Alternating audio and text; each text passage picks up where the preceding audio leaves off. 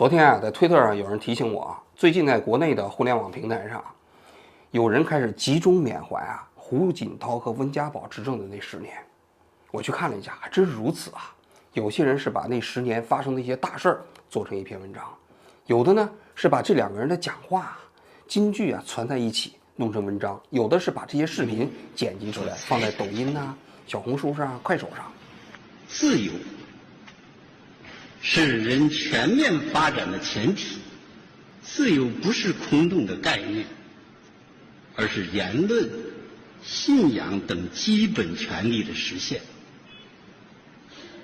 人类的进步就是在各种不同思想的争鸣中萌发的。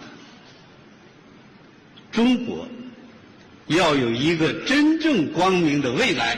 我当时看完之后啊，会心一笑。我觉得啊，胡锦涛和温家宝可能万万没有想到，自己社会声望最高的那个时代啊，是在自己退任10年之后。而且我还发现了一个奇怪的现象，现在你要在新浪微博上搜胡温2个字啊，你搜不到了，敏感了，享受到王举待遇了。然后呢，就我刚才说的那些文章啊，在其他的一些平台上也都被限流了。然后很多人就采用取语的方式，比如说不叫胡锦涛，说胡爷爷、胡叔叔、那位老人、那个10年。我当时看了之后，我觉得特别荒唐啊！你想想，胡锦涛和温家宝都是中国共产党自己的党和国家领导人，又没有反党，对不对？也没有对抗党中央。但是现在老百姓啊，缅怀他们也变成了一件啊需要限流的事情了。那你想，这是为啥呀？是吧？我觉得倒也简单2个理由。第一啊，就是人们的记忆有的时候是选择性的。比如我上大学的时候，我每次寒暑假回家，我爸跟我一起吃饭的时候，他经常骂共产党，骂现在的共产党。他说老毛那时代好。我当时我就跟他讨论，我说老毛那个时代啊，你觉得好，你知不知道那个时候吃不上饭呢，吃不上肉啊？现在虽然有腐败啊，但是毕竟比那个时候能吃得上肉了，你骂人也没人抓你了。他不服，因为我觉得人就是有选择性的记忆。他看到邓小平时代有些人发财了，然后呢自己又没有发起来，他心里不平衡，他就会觉得老毛那时代好。这就是人性的弱点之一，这是一个方面。我觉得现在人也有这个心理啊。第2个方面最重要，其实就是借古讽今嘛。现在这10年大家看不惯，但是呢你又不敢讲，因为共产党从来没有赋予老百姓可以批评自己的权利。那老百姓怎么办呢？那只好通过歌颂上一任、上一任的方式啊，来表达对现任的不满。这是中国政治生活中间的一种特有的现象。那么你要知道，为什么有关部门要限流啊？他其实也非常清楚，我现在是让你夸习近平，你怎么夸起了胡锦涛了？你怎么夸起了邓小平了？你当我不知道你们什么意思啊？你夸胡锦涛的意思不就是说习近平干得不好吗？那还得了？限流，敏感词，对不对？再如果不听的话，抓起来寻衅滋事啊！所以在中国，你不要认为夸胡锦涛、夸温家宝就安全了，也不一定啊。所以你看到中国共产党啊，他这个统治逻辑，我有的时候觉得真的蛮荒唐可笑的啊，就是对自己的上一任的充分肯定本身都是不可以随随便便的。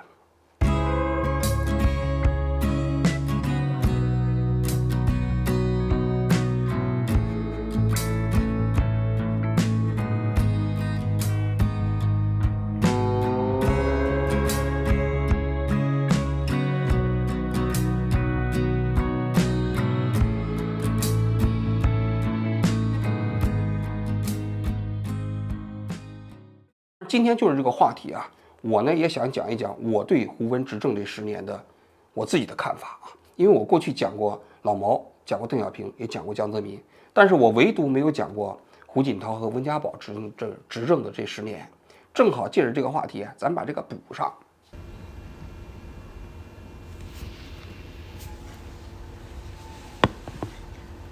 女士们、先生们、同志们、朋友们，2004年的新年钟声即将敲响。在这辞旧迎新的美好时刻，我很高兴通过中国国际广播电台、中央人民广播电台和中央电视台向全国各族人民，向香港特别行政区同胞和澳门特别行政区同胞，向台湾同胞和海外侨胞，向世界各国的朋友们致以新年的祝贺。胡锦涛啊，现在啊，应该是我们过去的党和国家领导人中间天字一号的啊，唯一一个没有传记的。国内没有给他出传记，中央文献啊这么研究院现在还没有出胡锦涛的传记。国外呢，香港的有一个记者前2年写过一本胡锦涛的传记啊，但是那个质量不高。但是你看江泽民、邓小平啊、赵紫阳啊，这些人都有质量非常高的传记啊，他们都是由一些学者，也包括一些传记作家写的，他们的引用史料本身要严肃得多，要严谨得多。那么就胡锦涛本身来说，现在还没有这样的传记作品。那这说明什么呢？我觉得它也是个隐喻啊，就是胡锦涛本身自己不是一个特别高调的人，他也没有过分的引起这个传记作者的关注吧，甚至也没有引起啊那些学者对他整个10年执政过程中间那些内容的梳理。所以呢，他相对来说是一个怎么说缺少声音的人。也正因为如此啊，他其实在执政的那10年中间啊，其实普通老百姓对他们的社会评价并没有那么高。那我们就来讲一讲那10年啊，我觉得我自己来看，他们到底有哪些东西是积极的正面的贡献，有哪些呢？确实啊，也是存在他们自己的历史局限啊，做了一些不应该做的事情啊。首先讲到胡温那10年，最重要的一点，大家都知道，他们完成了中国经济的起飞。2002年的时候，中国的 GDP 的总额只有1.47万亿，但是到2012年的时候啊，这个数字就达到了8.56万亿啊。2002年的时候，中国整个经济规模大概只占美国的13%，但是到2012年的时候啊，整个经济规模已经占到了美国的56%。那你想想，这是飞跃呀！10年的时间，差不多翻了5、6倍的。那这个在全世界各个国家的经济发展史上，你都很难找到这样一个情景，在10年的时间里，整个经济规模翻了5、6倍。当然了啊，这个肯定不仅仅是胡锦涛、温家宝自己的功绩啊，因为这个非常重要的原因，是因为中国加入了 WTO。中国2000年加入 WTO 之后啊，中国就彻底融入到了世界经济的一部分。中国的市场经济地位也被世界大多数国家所认可了。中国的商品出口到这些国家中间，关税也非常低啊。那么由此，中国呢就变成了世界工厂啊。整个世界各个国家原先的传统的产业，在中国的强大发展的过程中间被冲得七零八落。我当时还记得，那意大利的皮鞋啊、皮革制业过去在欧洲非常有名，但是中国的加入 WTO 之后，只用了大概5年左右的时间，就把整个意大利的皮革制业啊基本给冲垮了。中国的皮鞋啊，到了意大利之后，到岸价格比意大利的成本价都低。那你想想，意大利的那个皮革业，你还怎么发展呢？是吧？所以中国迅速的成为了世界工厂。那这个过程中，中国老百姓啊的收入水平也自然就提高了。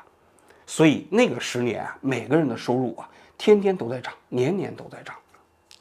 那么你经济水平提高了，你在世界各国的这个分量也提高了嘛？那你过去只有美国的13%，那你想想，你跟美国掰手腕的时候，你自然是说话没有底气嘛。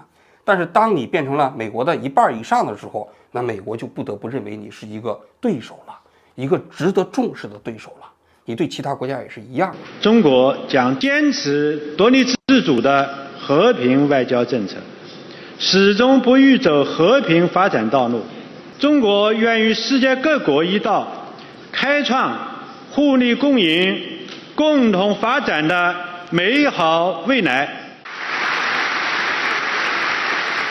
第二点，当经济腾飞之后呢，在国内开始推广了大量的民生工程。应该说，中国政府在改革开放之前没有什么民生工程，那个税交上去之后，都是为他们自己统治特权阶级服务的。除了自我服务以外，搞点军费什么之类的，再就没有普通老百姓的公共服务开支了。所以，老百姓中国啊，其实是体会不到什么福利的。但是啊，从胡温时代开始，中国开始逐渐建立起来了一个现代国家的民生开支的雏形。当然，现在离那个一般的发达国家比起来还差很远啊。但是这个雏形是在胡温时代开始建立的。这里头第一点最重要的，先是废除了农业税。农业税就是农民自己种粮之后要给政府交公粮，然后呢，同时在特产税呀、屠宰税呀这方面还要交钱。这个税啊，在中国历史上那应该实行了几千年，那交皇粮国税嘛。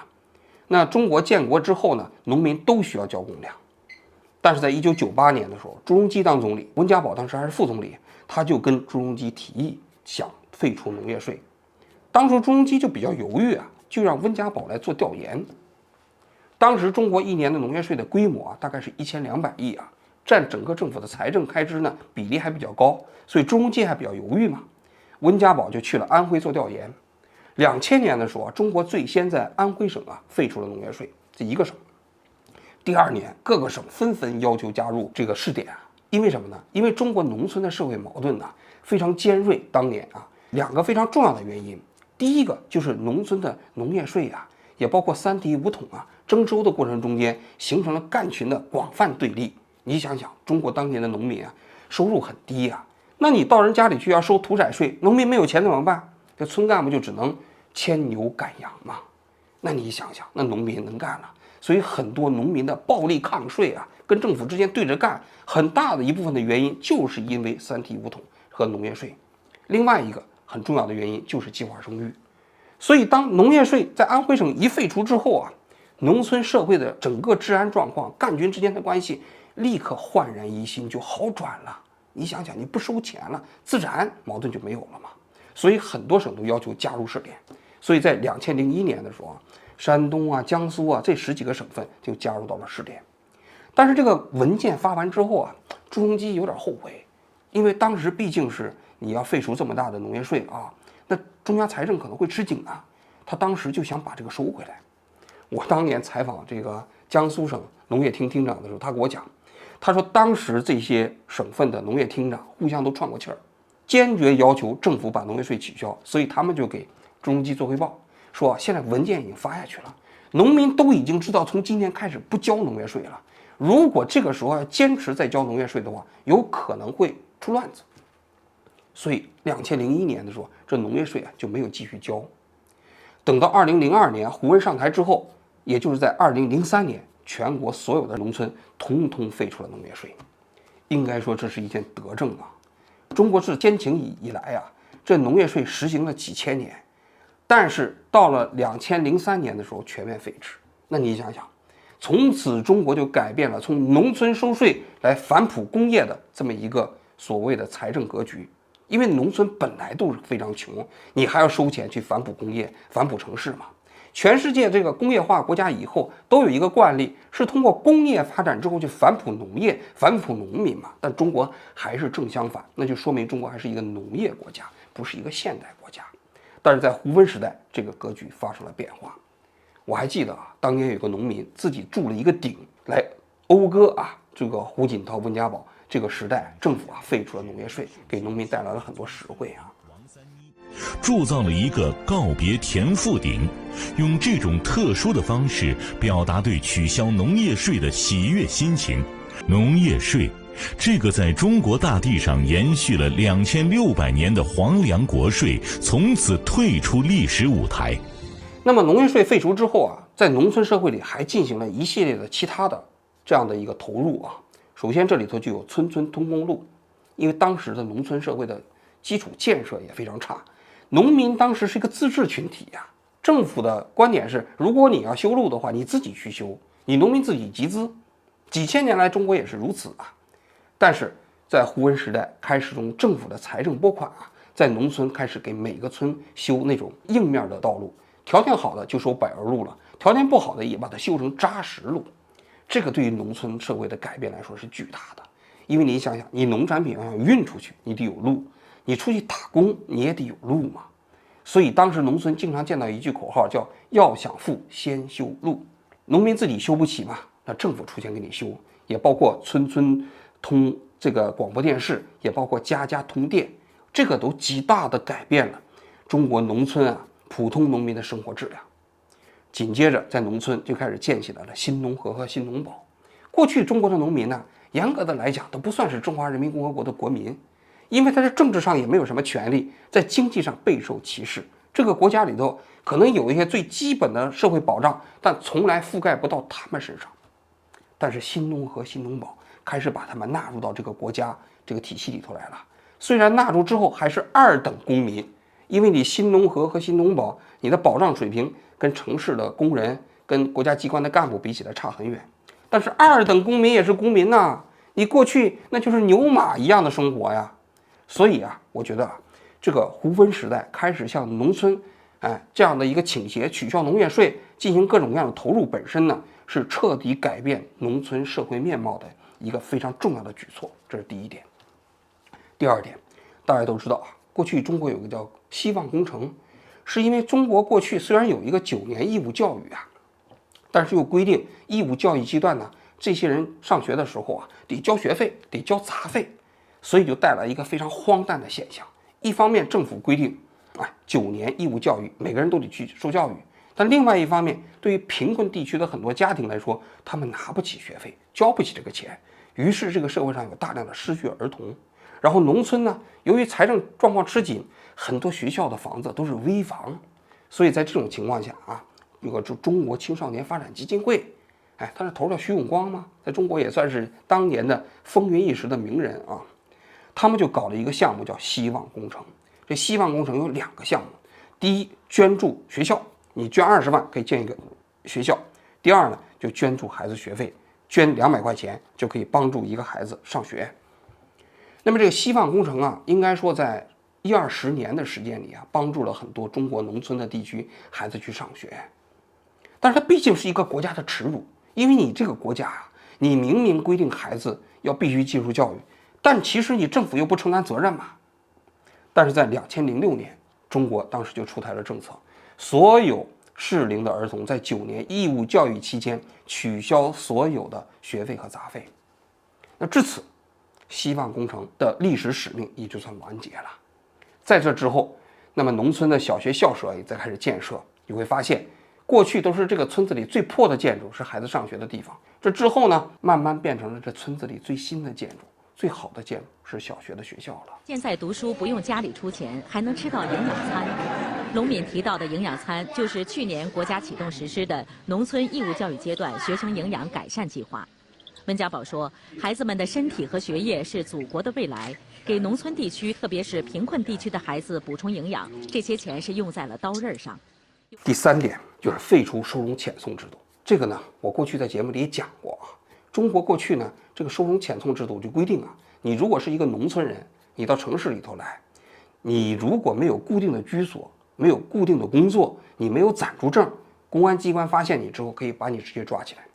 抓起来之后，先给你送到收容遣送站，在那里头劳动，然后呢，把人凑到一定程度之后啊，就把你们集中送回到自己的原籍。因为这个收容遣送制度就认为啊，这些农民你就应该在农村。你如果到城市里头来，你必须有正当理由。你没有正当理由的话，这就算是社会不稳定因素，这就叫社会闲杂人员。后来在2006年的时候，有一个大学生叫孙志刚，由于没有带暂住证，被公安机关抓起来之后啊，后来惨死在收容遣送站。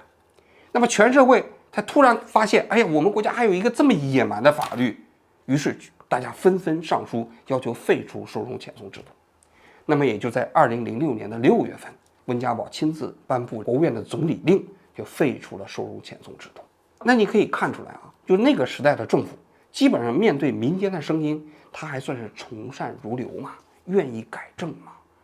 第4件事情就是对城市里头很多公路的乱收费啊，这个乱收费呢，过去啊，我们过去中央电视台的焦点访谈经常拍的一个内容，就是很多地方政府由于穷，在路上设一个卡就开始收钱，收完钱之后就变成政府的一个小金库。那么这个事情对于运输的这些人来说是怨声载道啊，而且它也没什么标准，有的时候一条路段上好几个收费的，你也不知道收多少钱。那么后来在胡温时期就正式废止了2级以下公路所有的收费项目，要收费你只能是高速公路收费，除了高速公路以外都不能收费了。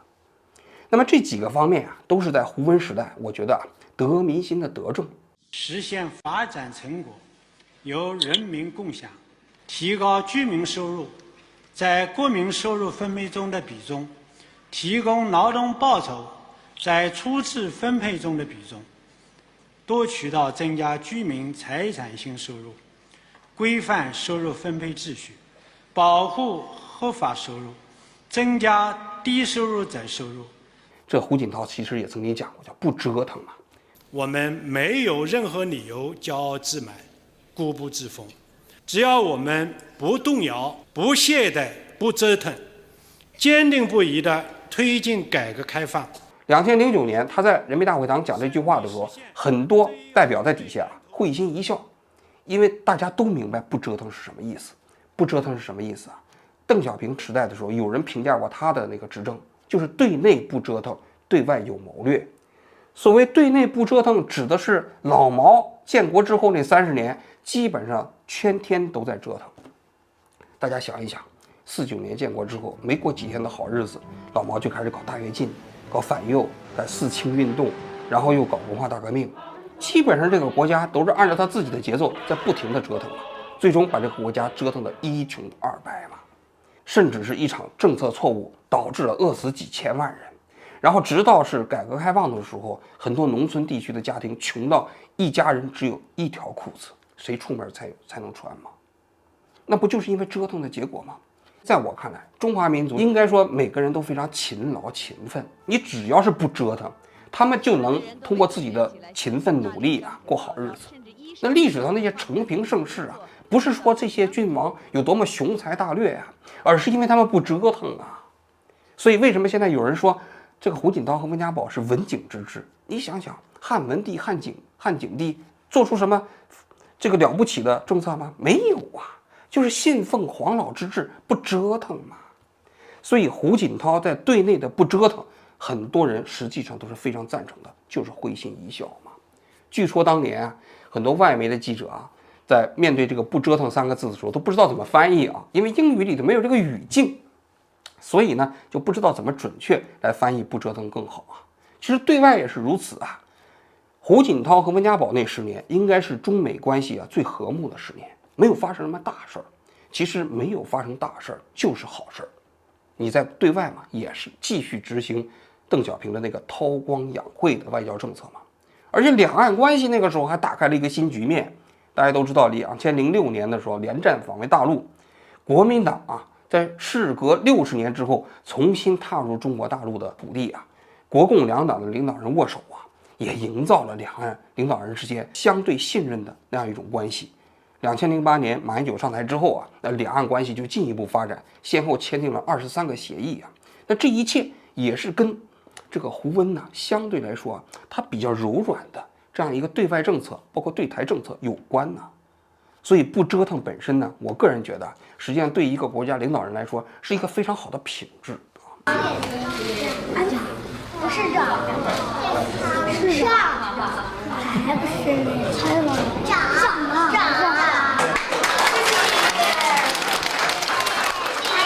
我们一起念这8个字好吗？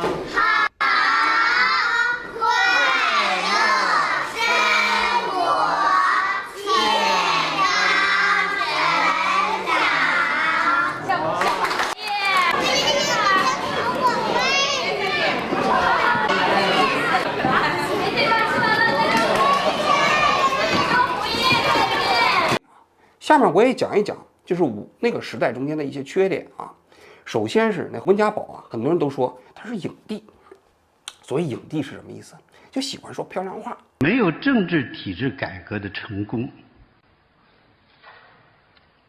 经济体制改革不可能进行到底。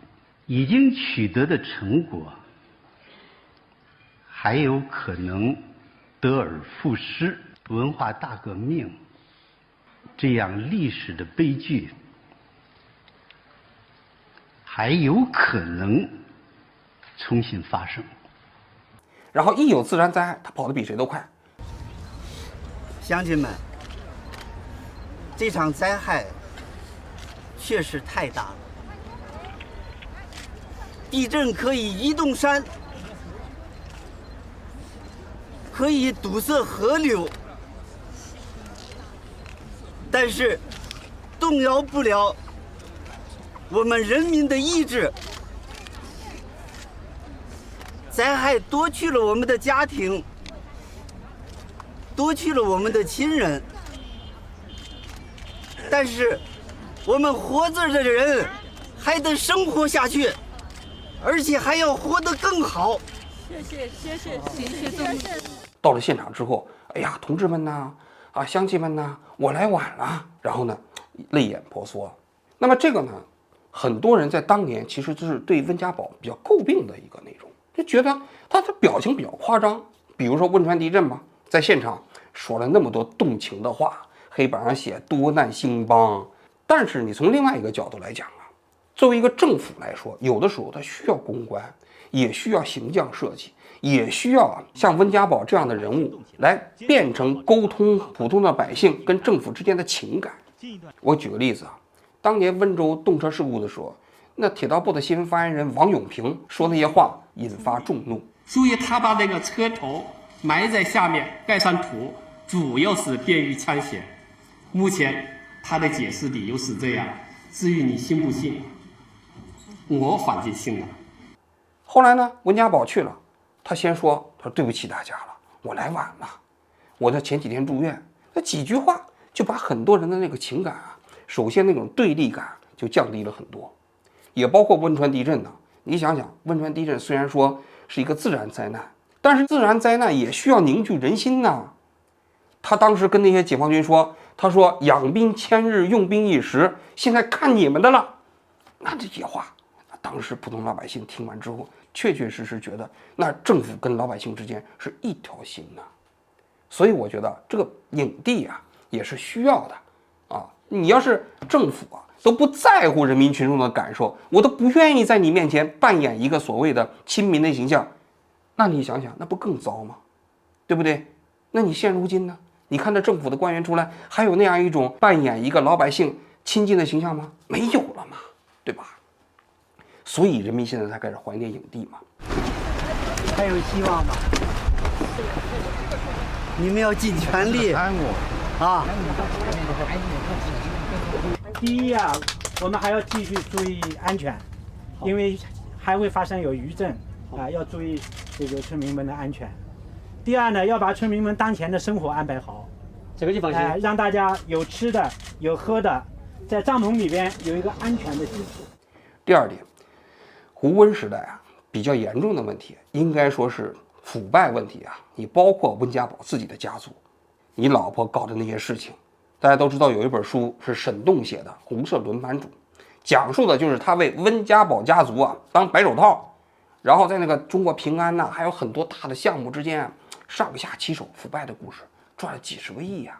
在他们家的这个生意操作上面，温家宝是没有参与的。就温家在外面的代表就是张培丽，就张培丽代表温家在场面上的所有走动。具体到平安这件事情呢，这股价成了就以数以10亿美金计的这个价值的时候，他就放到温家宝的这个母亲的名下。那温家宝后来在政治局常委会上，他说他管不了他老婆，但不管怎么说吧，你连你自己老婆都管不了，你能管好这个国家吗？所以腐败这个问题啊，我觉得那一届政府做的确实是不好。第三个方面就是对言论的管制。以我自己的经验啊，其实中国的这个言论市场啊，最开放的时代啊，应该是这个朱镕基那5年。那8、9年之前呢不说了啊，朱镕基当时是非常支持新闻媒体对政府的舆论监督的。他当时在我们焦点访谈里头讲过嘛，他说焦点访谈是人民的喉舌，不是党的喉舌。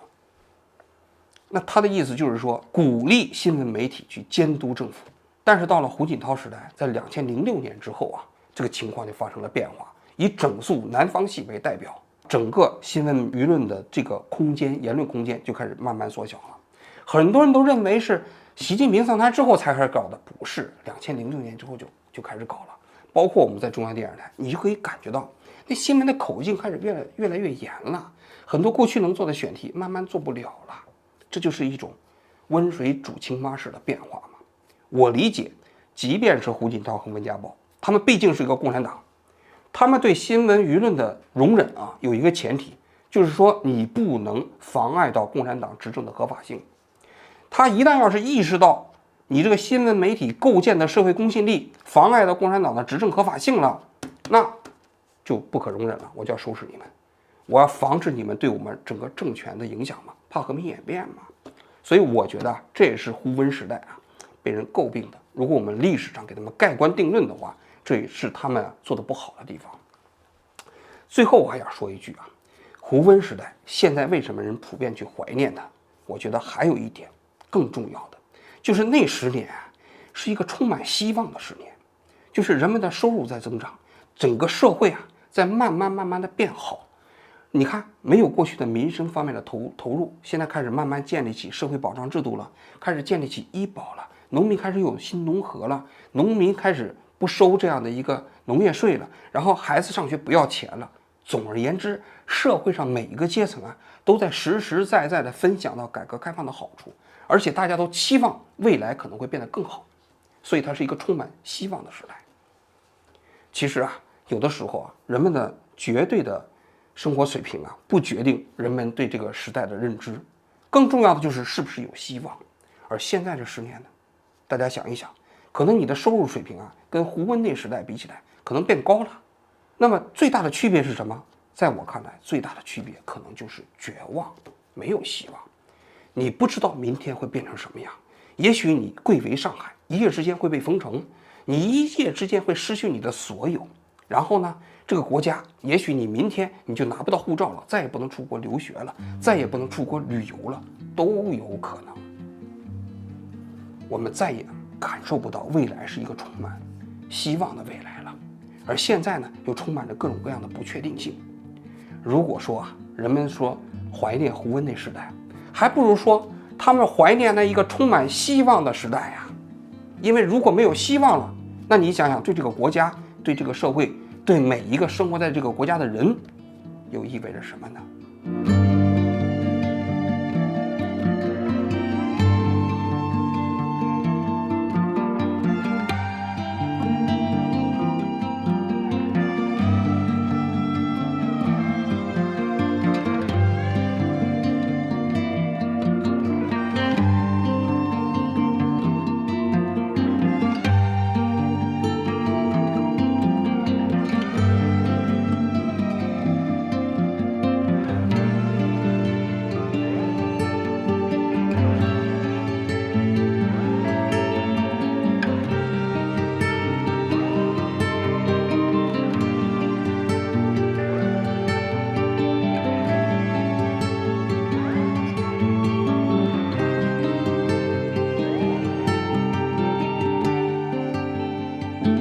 我们不动摇、不懈怠、不折腾，坚定不移地推进改革开放。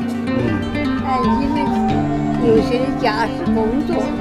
我听你的话，我会努力工作。